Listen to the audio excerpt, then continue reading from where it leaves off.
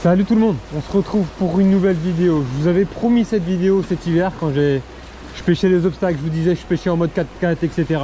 Et je vous avais promis de donner des conseils sur comment pêcher dans les obstacles en mode 4x4. Le premier conseil, le premier truc à faire, c'est le placement. Vous voyez autour de moi, j'ai fait exprès de mettre la caméra super haute pour que vous puissiez vous en rendre compte.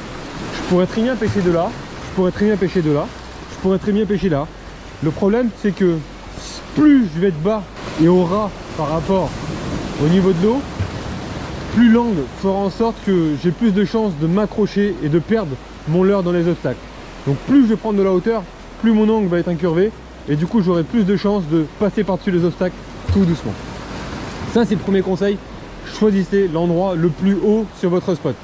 Par contre, qui dit hauteur, dit visibilité pour les poissons. Plus on est haut, plus on est visible. Donc ce que vous pouvez faire, c'est hauteur, vous vous mettez un peu plus loin, et quand votre leurre arrive au bord, hop, vous le relevez, toujours avec la discrétion maximale.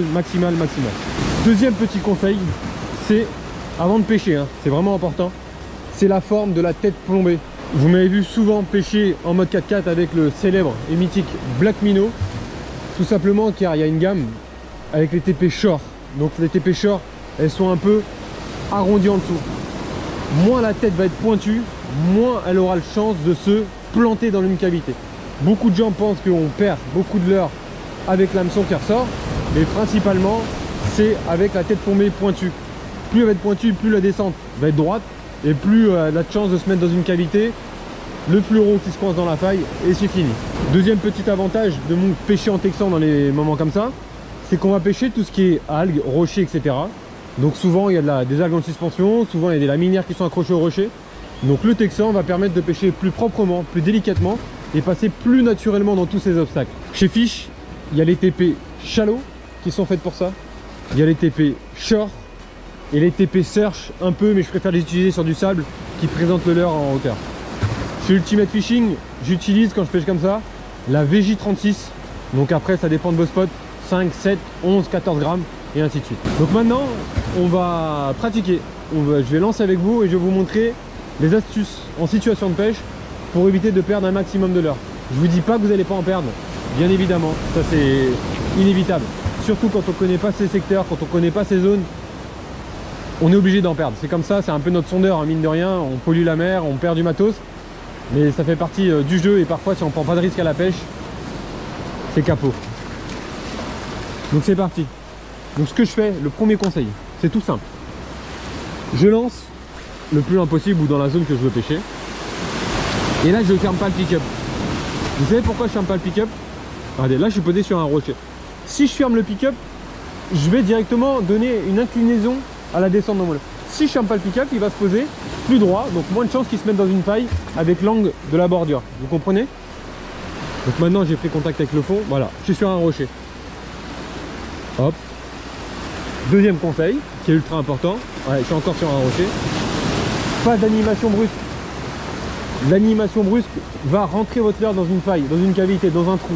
Alors que si vous animez lentement, canne haute, même si vous êtes en hauteur, canne haute encore, vous allez sentir les obstacles et vous allez rater dessus, vous allez passer dessus. Et de toute façon, pas besoin de pêcher vite. Quand on pêche dans les rochers, dans les obstacles, etc., si on veut pêcher vite, vous mettez un leurre surface ou un poisson nageur. Et si vous voulez pêcher au leurre souple, pour essayer de débusquer des poissons qui ne veulent pas monter en surface, ils sont en train de se nourrir de quoi dans les rochers? De crabes verts, de gobies, d'étrilles, de tourteaux, de crabes, etc. Donc ils se nourrissent pas de proies qui sont ultra vifs, hein, à part le goby. Donc c'est pour ça qu'une pêche lente est largement suffisante, largement. C'est comme ça que je déclenche mes poissons quand je pêche sur les zones encombrées. Voilà, je lance, je contrôle la bannière pour voir quand je suis au fond avec mon doigt, sans vraiment la bloquer. Hop, je suis sur un obstacle. Voilà, je passe par dessus. Je suis encore sur un obstacle. Et le fait de pêcher lentement, on passe dans tous les obstacles en limitant, mais je pense par 70% le risque d'accrochage. Regardez, hop là, je suis dans un obstacle. Encore un obstacle.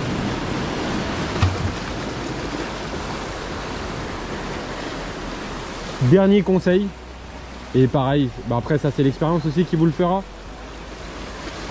c'est que parfois, en animant tout doucement, vous allez sentir un toc. Mais en fait, parfois c'est juste la tête plombée qui se bloque légèrement. Si vous ferez, il y a de grandes chances que vous perdez votre leurre, il va se loger. Alors que si vous ne ferez pas, vous verrez que vous allez passer super facilement. Du coup, je reviens à ce que je voulais vous dire, c'est que les barres, quand je pêche comme ça, je ne ferre pas.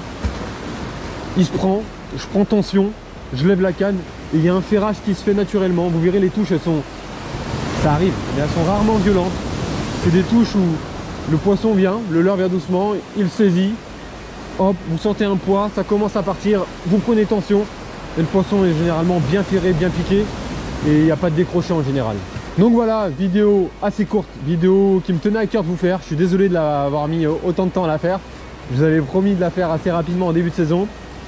Vaut mieux tard que jamais, comme on dit. Donc j'espère sincèrement que ces petits conseils vont vous aider au bord de l'eau, vont vous permettre de pêcher plus facilement et surtout d'éviter de perdre pas mal de matos. Je sais que c'est quand même embêtant de perdre de leurre, que ce soit pour la mer, pour notre portefeuille, pour la session, pour tout ça. C'est pas ce qu'on préfère hein, forcément. Donc j'espère sincèrement que ça vous permettra et aussi de toucher des beaux poissons, car ces pêches là c'est vraiment des pêches, vous allez peut-être pas faire beaucoup de poissons en général, mais le poisson moyen, la taille augmente légèrement et même parfois énormément quand on pêche ces zones encombrées doucement, lentement et proprement. Donc les amis, si la vidéo vous a plu, vous connaissez mon petit baratin habituel. Je vous souhaite une très bonne journée, une très bonne soirée et je vous dis à très bientôt pour une prochaine vidéo. Merci beaucoup et merci pour tout. Salut les amis.